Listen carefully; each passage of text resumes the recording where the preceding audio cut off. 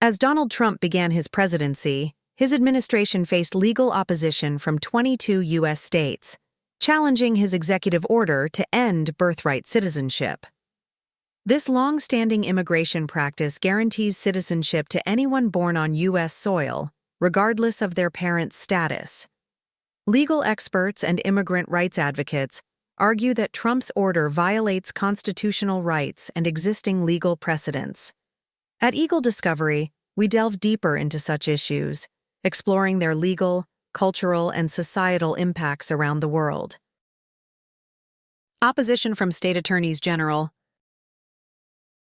A united front against executive overreach. A coalition of 18 states, spearheaded by Massachusetts, has filed a federal lawsuit challenging the president's executive order, which they claim unlawfully circumvents the Constitution and strips constitutional rights from thousands of children born in the United States. This legal action underscores the serious implications of the order, which seeks to redefine citizenship laws without the consent of Congress. States such as Arizona, Oregon, Illinois, and Washington have also filed separate legal challenges, emphasizing a unified rejection of what they perceive as executive overreach. The lawsuits argue that the president lacks the constitutional authority to unilaterally amend the Constitution or reinterpret laws that have been long established. These challenges highlight the critical balance of power between the executive, legislative, and judicial branches of government, and the importance of preserving that balance. Civil rights organizations take a stand. In addition to state-led lawsuits, several civil rights and legal advocacy organizations have joined the fight. Groups in New Hampshire, Massachusetts, and other states have initiated lawsuits to prevent the implementation of the executive order, pointing out the profound harm it would inflict on children born on U.S. soil. These organizations warn that the order could lead to a significant rollback of constitutional protections, creating uncertainty and fear among families and communities. Beyond the immediate legal implications, they stress that the policy undermines the values of inclusivity and equal opportunity that have long been cornerstones of American democracy. Meanwhile, the White House has dismissed these lawsuits as partisan attacks, insisting that the executive order is a necessary step to address issues related to citizenship and immigration. However, with the lawsuits gaining traction, the administration is preparing for a high-stakes legal battle that could shape the interpretation of citizenship laws for decades to come. Mexican and U.S. relations, ongoing talks and policy concerns. Renewed diplomatic engagement. Mexican President Claudia Sheinbaum recently announced the initiation of diplomatic talks with the United States, signaling a renewed effort to address shared concerns and strengthen bilateral relations. The discussions encompass a wide range of topics, including migration, border security, trade, and economic cooperation. Both nations have expressed optimism about the potential outcomes of these conversations, which aim to foster greater understanding and collaboration. Key areas of focus include managing migration flows in a humane and orderly manner, addressing transnational crime, and improving infrastructure at the U.S.-Mexico border to facilitate trade and travel. The talks also represent an opportunity to rebuild trust between the two governments, particularly following tensions over past policy disagreements. Sheinbaum has emphasized the importance of mutual respect and partnership, noting that the U.S. and Mexico share a deep economic and cultural interdependence that must be preserved. Preserving agricultural heritage, opposition to genetically modified crops. One of the most contentious policy issues in the ongoing talks is Mexico's firm stance against the cultivation of genetically modified, GM, corn.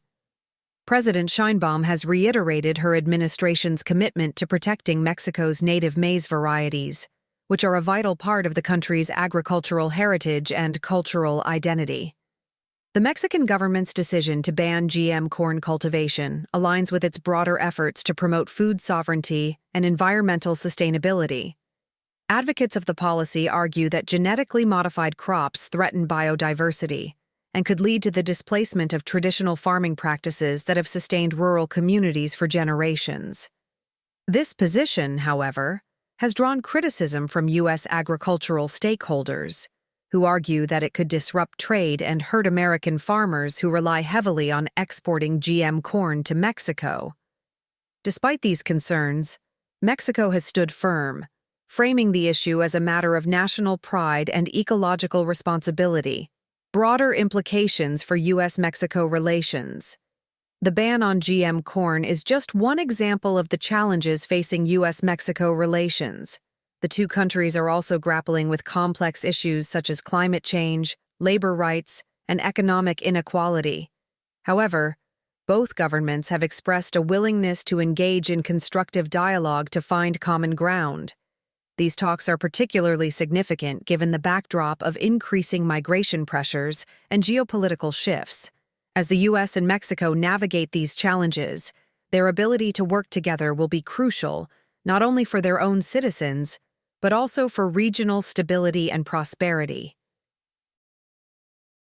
Migration and humanitarian support. Strengthening aid for migrants at the U.S.-Mexico border. Mexico's federal and state governments have stepped up efforts to address the challenges faced by migrants at the U.S.-Mexico border. With an increasing influx of people seeking better opportunities or fleeing violence and instability, the government has established two distinct types of assistance centers, one catering specifically to foreign nationals and the other serving Mexican citizens. These centers provide essential services such as food, shelter, medical care, and legal assistance.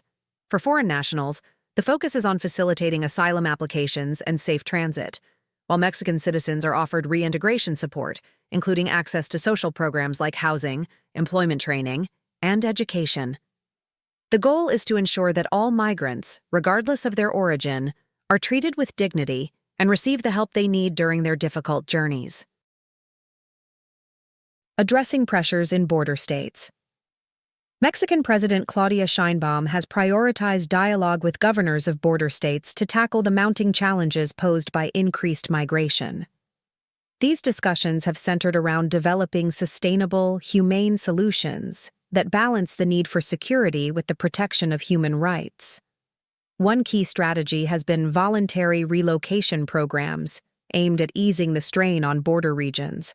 Under this initiative, migrants are offered opportunities to relocate to other parts of Mexico, where they can access better resources, job opportunities, and housing.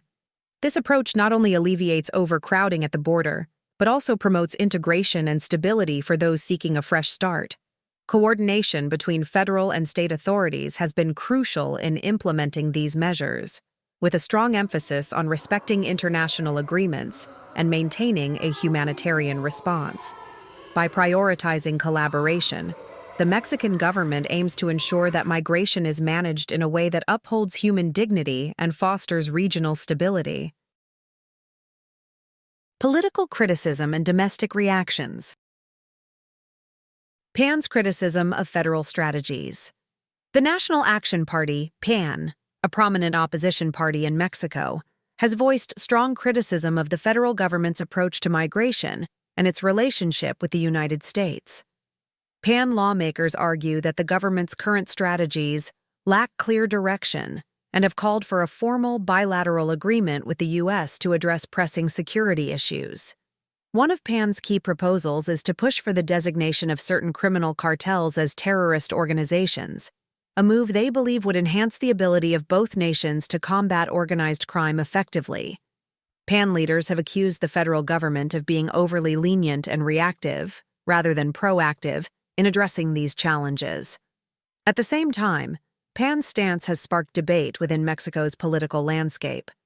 Some lawmakers and governors from other political factions have come forward to express their solidarity with the federal government, emphasizing the importance of maintaining a unified front on such critical issues. President Sheinbaum's response and vision. In response to PAN's criticisms, President Sheinbaum has firmly rejected calls for forceful or militarized measures to address migration and security concerns. She has underscored her administration's commitment to upholding human rights and maintaining Mexico's national sovereignty in all dealings with the United States.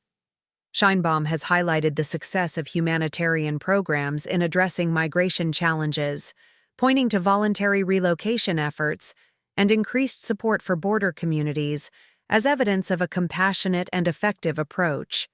Rather than resorting to harsh policies, she has called for greater collaboration between nations, emphasizing that migration is a complex issue that requires shared responsibility and long-term solutions. The president has also stressed the importance of addressing the root causes of migration, such as poverty, violence, and lack of economic opportunities. She has advocated for regional development initiatives and increased investment in education, healthcare, and infrastructure as key steps to creating conditions where people are not forced to leave their homes. Broader domestic reactions. The debate over migration and U.S.-Mexico relations highlights Mexico's political divides, with differing perspectives on the federal government's strategies. Supporters see these measures as pragmatic and humane, balancing diplomacy and humanitarian responsibilities, while critics argue they are inadequate to address the scale of migration and security challenges. Opposition parties, particularly the National Action Party (PAN), demand stricter measures, including bilateral agreements with the U.S. on security and designating criminal cartels as terrorist organizations. The role of local governments and grassroots organizations. Local governments, especially in border states like Baja California and Chihuahua, are bearing the brunt of the migration crisis.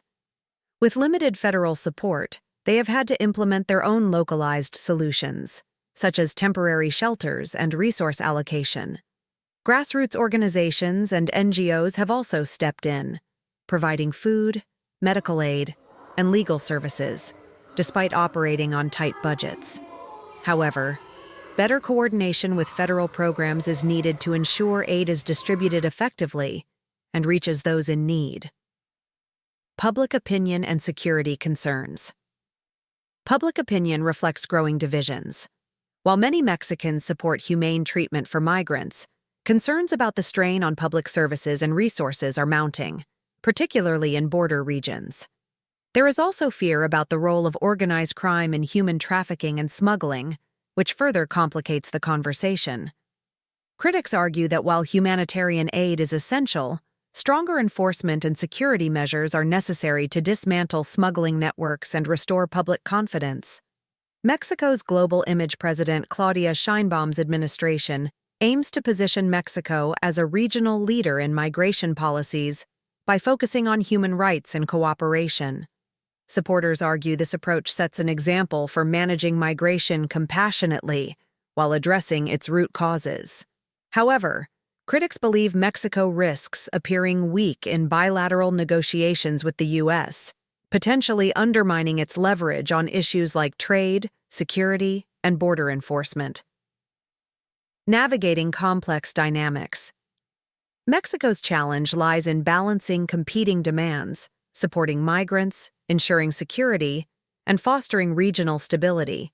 Long-term solutions will require innovative approaches, such as enhanced regional partnerships, increased investment in border infrastructure, and addressing the root causes of migration through education, healthcare, and economic development. While the road ahead is complex, the stakes, domestic stability, and Mexico's international reputation underscore the importance of a balanced, well-coordinated approach. The legal challenges against Donald Trump's executive order and the Mexican government's proactive stance on migration and agriculture highlight the complex and contentious relationship between the two countries. While Trump faces resistance from states and civil rights organizations over constitutional concerns, Mexico is focused on humanitarian solutions and preserving its agricultural identity. Diplomatic talks signal potential progress, but political opposition on both sides remains a hurdle. These developments underscore the importance of collaboration and adherence to legal and human rights principles in addressing shared challenges. The outcomes of these efforts will likely shape the future dynamics of U.S.-Mexico relations and broader international policies.